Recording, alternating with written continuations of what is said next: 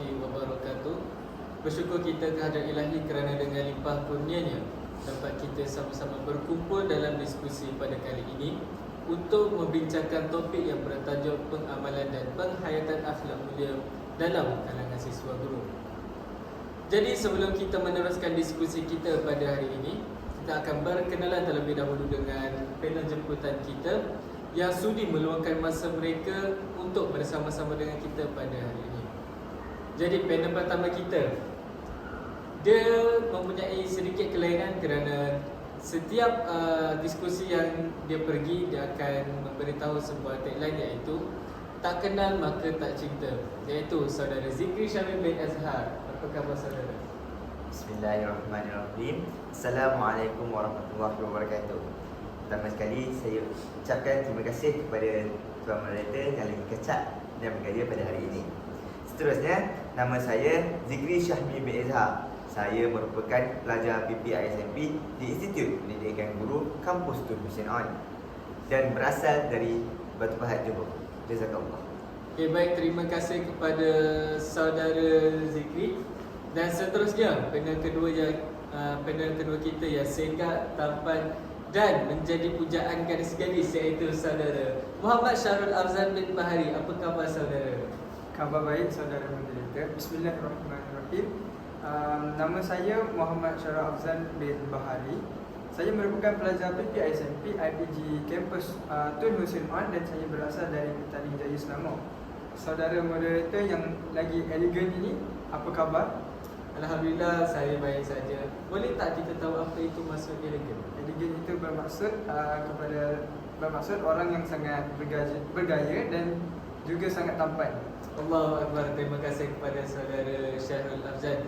Baik, seterusnya panel yang terakhir kita, iaitu panel kita ni dia bijak berkata-kata, iaitu dipersilakan saudara Muhammad Aidil Aiman bin Anes. Apa khabar saudara? Khabar baik Tuan Moderator. Terima kasih kerana menjemput saya ke dalam diskusi ini.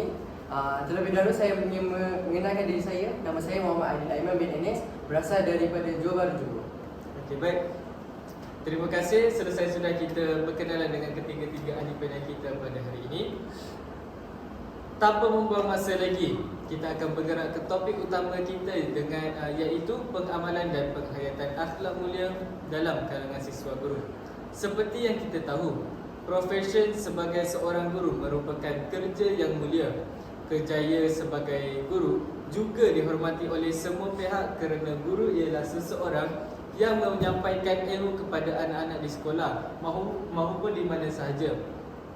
Menjadi seorang guru juga bukan perkara yang senang. Seorang guru perlu mempunyai akhlak dan sifat kesabaran yang tinggi. Dan dalam diskusi kita ini, kita akan mendengar pembahasan dan juga pandangan daripada ketiga-tiga panel kita tentang pengamalan dan penghayatan akhlak mulia dalam kalangan siswa guru. Jadi saudara Zikri, sebagai panel pertama kita pada hari ini, apakah pandangan saudara tentang tajuk yang ingin kita bincangkan ini? Silakan saudara. Terima kasih Tuan Moderator atas soalan yang telah dilontarkan sebentar tadi. Pertama sekali, akhlak ini dapat diklasifikasikan dengan pelbagai perkataan yang sinonim antara satu sama lain yang telah membawa maksud perkataan akhlak tersebut itu sendiri, iaitu sesuatu perilaku, sikap, perbuatan, adab dan sopan santun seseorang.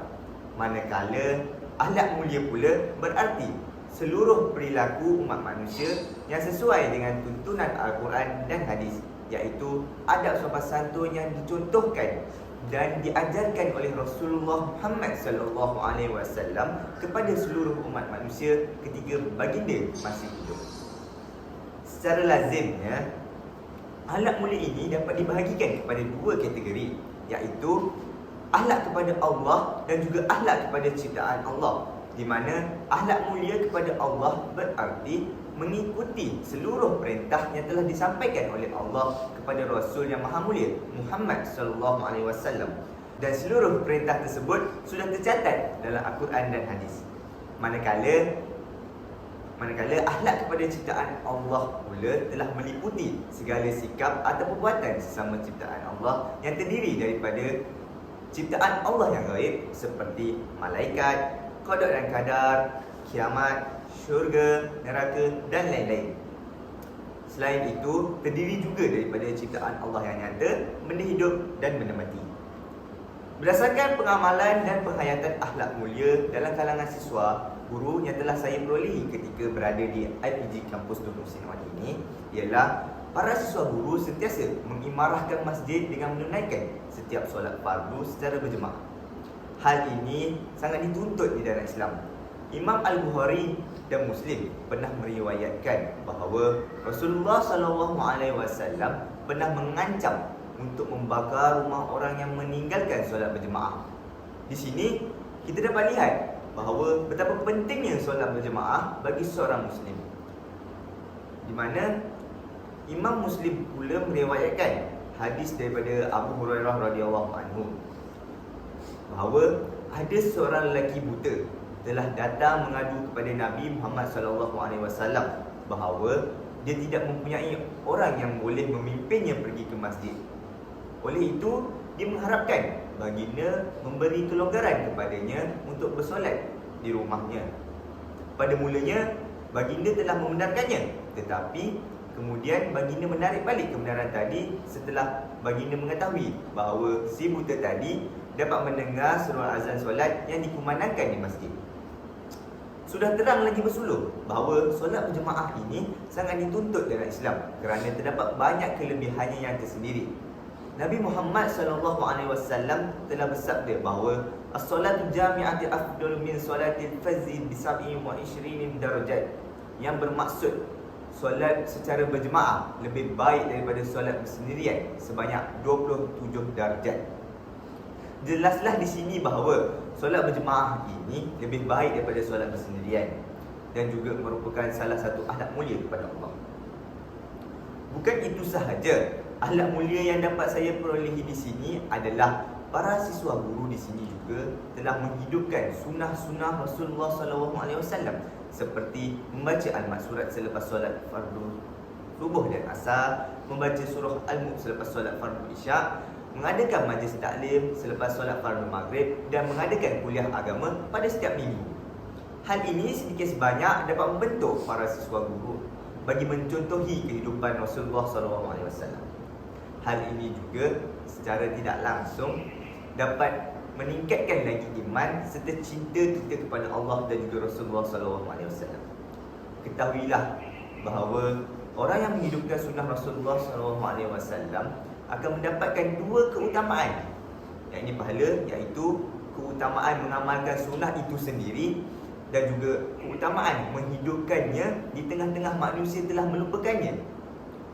Orang yang meneladani sunnah Rasulullah SAW akan mendapat kemuliaan dan rahmat daripada Allah, di mana Allah Subhanahu Wa Taala juga telah berfirman bahawa barang siapa yang mentaati Rasul itu, sesungguhnya ia telah mentaati Allah. Surah An-Nisa ayat ke-8. Akhir sekali, perkara yang paling saya tertarik ketika saya berada di IPG Kampus Tun Hussein Awani ini ialah di mana para siswa guru sentiasa mengamalkan unsur dakwah di mana mereka saling mengingati antara satu sama lain agar tidak lalai dengan dunia dan sentiasa melakukan ibadah kepada Allah SWT. Sebagai contoh, mereka akan saling tegur-menegur antara satu sama lain agar tidak terjerumus dengan dosa dan tidak akan melakukannya kembali. Hal ini yang dapat dikatakan dengan persahabatan. Mereka tidak akan membiarkan saudara mereka terus-menerus melakukan dosa dan sebagai sahabat yang baik akan menegurnya agar beliau sedar atas dosa yang dilakukan. Ketahuilah anda semua bahawa selain daripada Nabi Muhammad SAW, sahabat yang soleh juga dapat memberi syafaat kepada kita pada akhirat kelak. Nabi Muhammad SAW telah bersabda bahawa setelah orang-orang mukmin itu dibebaskan dari neraka, demi Allah, zatnya yang jiwaku yang berada di tangannya, sungguh kalian begitu gigih dalam memohon kepada Allah untuk memperjuangkan hak untuk saudara-saudaranya yang berada di dalam neraka pada hari kiamat. Mereka mohon, wahai Tuhan kami, mereka itu, yakni yang tinggal di dalam neraka, pernah berpuasa bersama kami, solat dan juga haji. Dan telah dijawab, keluarkan Yang ini dari neraka orang-orang yang kalian kenal, hingga wajah mereka diharamkan untuk dibakar oleh api neraka. Jelaslah di sini kita sebagai seorang Muslim tidak terlepas daripada melakukan dosa, dan kita telah digalakkan untuk bersahabat dengan orang yang soleh agar sentiasa dapat memelihara antara satu sama lain agar dapat melakukan ibadah kepada Allah SWT. Di sini saya telah menjelaskan tentang dua akhlak mulia, iaitu akhlak mulia kepada Allah SWT dan juga akhlak mulia kepada ciptaan Allah SWT. Jazakallah. Baik, terima kasih kepada Saudara Zikri atas pandangan yang telah diberikan. Boleh saya membuat sedikit rumusan tentang Jadi sedikit rumusan tentang pandangan daripada Saudara Zikri ialah saya boleh melihat bahawa ikatan persahabatan di IPG Kampus Tun Hussein ini sangat erat, sangat rapat, dan mereka tidak akan meninggalkan ataupun membiarkan sahabat-sahabat mereka melakukan kejahatan, dan mereka jika seseorang ini melakukan kebaikan mereka akan mengajak rakan-rakannya yang lain. Allah Akbar. Ikatan yang sangat baik, ikatan yang sangat bermanfaat bagi pelajar-pelajar di Kampus Tun Hussein. Baik, seterusnya kita akan bergerak pula kepada pandangan daripada Saudara Azan. Silakan saudara. Baik, Assalamualaikum warahmatullahi wabarakatuh. Antara pengalaman dan pengamalan dan penghayatan akhlak mulia dalam kalangan siswa guru yang saya dapati di IPG Kampus Tun Hussein ini adalah para siswa guru di sini sering bertegur sapa dan bersalaman sesama jantina serta memberi salam kepada jantina yang berlainan apabila mereka terserempak di mana-mana kawasan. Hal ini demikian kerana Islam merupakan agama yang menitik beratkan adab dalam berkomunikasi sesama manusia antara Islam dan juga yang bukan Islam. Untuk itu, di antara sebab Allah Subhanahu Wa Taala mengutuskan Nabi Muhammad sallallahu alaihi wasallam adalah untuk menyempurnakan atau mengajarkan akhlak kepada sekalian manusia. Sabda baginda Rasulullah sallallahu alaihi wasallam, maksudnya, sesungguhnya tidak aku diutuskan melainkan untuk menyempurnakan kebaikan akhlak. Riwayat Ahmad 8952. Tambahan pula, bersalaman ketika bertemu termasuk di dalam adab-adab Islam dan akhlak yang terpuji. Ini kerana ia menggambarkan sifat cinta dan kasih sayang di antara yang bersalaman. Terdapat sebuah hadis yang menunjukkan kelebihan perbuatan bersalaman daripada Al-Bara' berkata bahawa Rasulullah SAW bersabda, tidaklah ada dua orang Muslim itu apabila bertemu lalu bersalaman melainkan akan diampunkan dosa keduanya sebelum mereka berpisah. Riwayat Ahmad 18547. Selain itu, Imam Ibn Battal menyatakan bersalaman merupakan satu kebaikan menurut kebanyakan ulama, dan Imam An-Nawawi juga menyatakan bahawa bersalaman merupakan sunnah yang disepakati ketika bertemu. Perbuatan ini juga telah disahkan oleh kebanyakan para ahli fiqh bahawa bersalaman adalah sunnah dengan berdalilkan kepada sejumlah khabar-khabar yang sahih dan juga hasan. Dengan ini, kita dapat melihat bahawa amalan bersalaman ini mempunyai faedah yang berguna kepada kita, bukan sahaja menggambarkan sifat mulia antara sesama manusia, ia juga dapat memberikan manfaat kepada mereka yang bersalaman kerana dosa mereka berdua akan diampunkan. Manakala amalan bertegur sapa pula amat penting pada diri kita agar tidak dikatakan sebagai seorang yang sombong oleh orang yang di sekeliling. Berkemungkinan kita tidak menyedari bahawa kita bersifat sombong, namun persepsi orang lain adalah luar daripada kotak pemikiran kita. Jadi insan yang bergelar ibu bapa ini haruslah mendidik anak-anak mereka cara untuk bertegur sapa dengan semua orang. Selain itu, para siswa guru di IPG Kampus Tun Hussein ini juga sentiasa berdakwah dalam teologi Islam. Tujuan dakwah adalah untuk menjemput orang yang Islam dan bukan Islam untuk memahami penyembahan Tuhan seperti disebutkan dalam Al-Quran, dan juga untuk memberitahu mereka berkaitan Nabi Muhammad SAW seperti diarahkan ke yang bukan Islam. Ia terdiri dari menjelaskan Islam melalui tindakan, perbincangan dan dialog. Berdakwah kepada Allah Subhanahu Wa Taala adalah satu tuntutan kerana ia merupakan satu proses taklim, yakni pengajaran dan tarbiyah yang bermaksud pendidikan dan pembentukan. Di atas pelaksanaan tuntutan inilah maka yang tertegaknya asas kebahagiaan dunia dan di akhirat. Allah Subhanahu Wa Taala telah memerintahkan nabinya untuk melaksanakan tugas ini. Lebih menariknya, Berdakwah kepada Allah Subhanahu Wa Taala adalah amalan kebaikan dan kebajikan yang diperintahkan oleh Allah Subhanahu Wa Taala supaya hamba-hambanya sentiasa berdoa untuk mendapatkannya. Dalam hal ini Rasulullah SAW bersabda, maksudnya barang siapa yang menyeru kepada petunjuk maka dia akan mendapat pahala seperti orang yang mengajarkannya. Allah tidak mengurangkan sedikit pun pahala daripadanya, dan barang siapa yang menyeru kepada kesesatan maka dia akan berdosa sebagaimana dosa yang melakukannya. Allah tidak akan mengurangkan sedikit pun dosa itu daripadanya. Hadis riwayat Muslim. Antara firman Allah Subhanahu Wa Taala, serulah ke jalan Tuhanmu dengan hikmah dan memberi peringatan yang baik, dan berhujahlah dengan mereka melalui kata-kata yang baik. Surah An-Nahl ayat 125. Allah Subhanahu Wa Taala telah memerintahkan orang yang beriman agar berdakwah dengan firman-Nya lagi, dan hendaklah ada di antara kamu satu puak yang menyeru, yakni berdakwah kepada kebajikan untuk mengembangkan Islam dan menyuruh berbuat segala perkara yang makruf, yakni baik, serta melarang daripada segala yang mungkar ataupun salah. Dan mereka yang bersifat demikian ialah orang yang berjaya. Surah Ali Imran ayat 104. Para siswa guru di IPGK THO ini berdakwah di masjid dan tidak lupa juga dari bilik ke bilik. Sebagai contoh, para pelajar senior pergi ke bilik pelajar-pelajar baharu iaitu junior untuk membaca Yasin bersama dan memberi sedikit ceramah dan nasihat serta mengajak mereka untuk bersama-sama mengimarahkan masjid. Oleh itu, walaupun tidak berada di masjid, siswa guru mendapat ilmu dalam masa yang sama kepada para siswa yang memberi ceramah. Mereka akan dapat mengeratkan lagi silaturahim antara siswa-siswa dan ganjaran pahala yang banyak. Sekian, itu sahaja daripada saya. Yang baik itu daripada Allah Subhanahu Wa Taala dan yang buruk itu daripada saya sebagai seorang manusia yang kerdil ini. Baik, terima kasih kepada saudara Syarul Afzan. Panjang lebar pandangan saudara tentang kita punya diskusi pada hari ini. Sedikit rumusan tentang pandangan daripada saudara Afzan ialah pelajar-pelajar di IPG Kampus Tun Hussein On ini mereka suka berdakwah.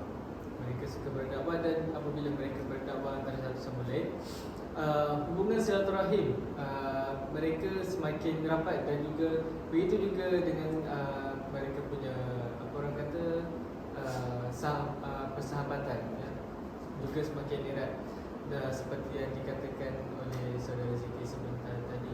Dan itu merupakan perkara yang bagus sebagai pelajar-pelajar di kampus Tun Hussein ini, kerana mula berdakwah untuk menegakkan kebenaran Islam. Dan terima kasih sekali lagi kepada saudara Syarul Afzan, dan kita akan bergerak pula ke panel kita yang terakhir, iaitu saudara Muhammad Aidil Aiman bin Anes. Silakan saudara. Terima kasih saudara mereka. Bismillahirrahmanirrahim. Akhlak mulia sangat dituntut dalam agama Islam. Kita dikehendaki menjaga akhlak ini kerana ianya penting dalam menimba ilmu pengetahuan. Hal ini dikatakan demikian kerana kita akan mendapat berkat ilmu yang kita pelajari. Saya ada soalan terhadap moderator atau ahli panel. Macam mana kita nak mendapatkan berkat ilmu tu? Apakah perkara yang kita perlu buat untuk mendapatkan berkat ilmu tu? Mungkin kita boleh menghormati para guru.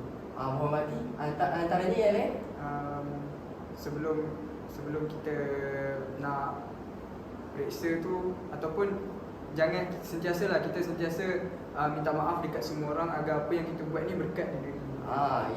Itu adalah antaranya adab. Kalau kita dapat menyimpulkan sebut, itulah adab untuk menimba ilmu. So jadi apabila kita mempunyai adab dalam menimba ilmu, kita akan mendapat berkat dari ilmu tersebut. Jadi berkat ilmu ini adalah sesuatu perkara yang kita perlu jaga, kerana tanpa berkat ilmu tersebut hanya akan terbang di angin lalu, tidak akan melekat ilmu itu di dalam akal pemikiran kita. Cara untuk kita mendapatkan berkat ilmu itu dengan menjaga adab ketika di hadapan guru atau pendidik. Pada masa ini, banyak yang kita dengar di laman sosial tentang tingkah laku pelajar yang teruk. Sikap pelajar yang seperti ini tidak enak untuk kita dengari. Kerana generasi muda pada masa kini, kerana suatu hari nanti mereka akan menjadi pemimpin pada suatu hari nanti. Kita sebagai siswa guru, perlu menjadi contoh kepada generasi pada hari ini. Siswa guru perlu menjaga akhlak dan tingkah laku ketika menjalani kehidupan seharian. Baiklah, di sini saya ingin berkongsi langkah-langkah untuk membentuk akhlak yang terpuji. Yang pertama sekali, langkah pertama untuk membentuk akhlak terpuji dalam diri setiap individu dan siswa guru adalah dengan memastikan ahli keluarga sebagai teladan yang terbaik. Segalanya bermula di rumah. Kenyataan ini mencerminkan ibu bapa dan ahli keluarga merupakan insan yang bertanggungjawab untuk membentuk kepribadian ahli keluarga yang lain. Ibarat kain putih, mereka lah yang mencorakkan kain tersebut dengan warna-warna keindahan dalam kehidupan.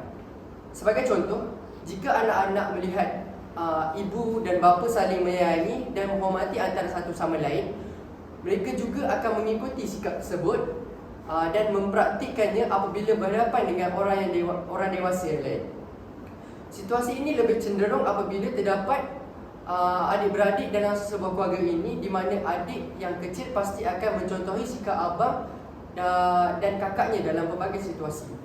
Tegasnya, ibu dan bapa yang mendirikan rumah tangga perlu sedar akan amanah yang besar ini untuk membesarkan zuriat mereka supaya mempunyai akhlak yang mulia dan disegani oleh masyarakat sekeliling. Pembentukan akhlak yang mulia juga merupakan tanggungjawab masyarakat umum. Dewasa ini, kita pasti tertanya-tanya, kenapa terdapat di antara kita yang melakukan perkara-perkara yang sia-sia atau melakukan di media sosial hanya untuk mendapatkan perhatian dan keuntungan diri sendiri. Tepuk dada, tanya selera. Adakah perilaku seperti membuat lawak bodoh dan mentertawakan perkara yang tidak biasa dalam budaya kita sebagai orang Malaysia yang penuh sopan dan santun merupakan sikap generasi masa kini? Jadi, kita sebagai ahli siswa, para siswa guru perlu bertanggungjawab supaya perkara seperti ini tidak akan berulang dan mendapat perhatian yang ramai daripada halayak ramai, terutamanya generasi muda. Tidak dinafikan kita tidak mempunyai kawalan terhadap penggunaan media sosial, tetapi kita berhak untuk membuat laporan dan juga tidak berkongsi video yang tidak sahih dan menimbulkan kontroversi yang hanya akan memberikan pelaku kontroversi itu tersebut perhatian yang mereka inginkan. Kata pepatah Melayu, kita perlu tahu bagaimana untuk membezakan antara intan dengan kaca, antara batu dan permata. Jadi, sebagai siswa guru, kita juga berperanan menjadi contoh atau pemimpin kepada generasi muda untuk membentuk kepribadian dan lebih baik daripada itu. Selain itu, pendidikan agama dan moral juga adalah salah satu langkah untuk membentuk kepribadian yang mulia dalam seseorang. Ibarat kapal hilang nahkoda, karam di tengah laut. Perumpamaan ini jelas menunjukkan tanpa agama dan nilai moral, kita boleh tenggelam dalam ragam kehidupan. Setiap agama menggalakkan pembentukan sasiah diri baik dan menggalakkan nilai-nilai positif. Sebagai contoh, konsep dosa dan pahala memberikan indikasi kepada penganut agama Islam dalam melakukan perkara yang baik atau jahat. Sekiranya mereka mempunyai iman yang kukuh dan ilmu yang mendalam terhadap hukum syariat Islam, pasti segala tindakan atau pilihan dalam kehidupan mereka berlandaskan kebaikan dan kebenaran agama yang dipelajari. Jika golongan remaja di Malaysia memiliki nilai agama dan moral yang tinggi, pasti perpaduan dan keharmonian negara akan terus terjamin. Sudah terang lagi bersuluh, didikan agama dan moral dapat membantu kepribadian terpuji seperti saling menghormati antara satu sama lain. Akhir sekali, langkah untuk membentuk akhlak terpuji adalah dengan bergaul dengan mereka yang berakhlak mulia dan akhlak baik. Cara meningkatkan akhlak yang paling mujarab adalah dengan cara bergaul dengan mereka yang berakhlak baik. Hal ini dapat membuatkan kita yang masih kufur tentang cara membaiki akhlak dapat membina akhlak dengan pergaulan ini. Berteman dengan teman yang berakhlak baik mampu menjauhkan diri dari teman yang gemar membuat maksiat yang dapat meracuni akal tindakan kita menuju ke arah keburukan. Kembali kepada moderator. Terima kasih kepada saudara Rahman atas pandangan yang telah diberikan sebentar tadi. Saya cukup tertarik dengan point dengan pandangan yang diberikan oleh Saudara Aiman, dan ingin boleh saya rumuskan dua perkara dalam rumusan ini. Ya. Yang pertama, saya tertarik dengan poin yang diberikan tentang ibu bapa sebagai pendidik awal anak-anak untuk akhlak mereka. Hari itu saya ada melihat satu video di mana seorang ibu menyuruh anaknya mencuri topik leather kerana ibunya tak pakai topik leather. Jadi di sini kita dapat melihat bahawa memang betul akhlak itu merupakan cerminan daripada ibu bapa. Budak-budak, anak-anak tak tahu pun, mereka masih kecil, mereka tak tahu apa itu mencuri itu baik ke tidak kan. Mereka hanya menurut perintah yang diarahkan oleh bapa mereka. Jadi ibu bapa seharusnya memiliki sifat akhlak yang baik untuk ditunjukkan kepada anak-anak mereka, dan bak kata pepatah, melentur buluh biarlah dari rebuhnya. Dan poin yang kedua ini saya bahaskan ialah tentang memilih kawan-kawan yang baik untuk akhlak kita sendiri. Juga betul jika kita lihat pada zaman sekarang, senang kita lihat pelajar sekolah.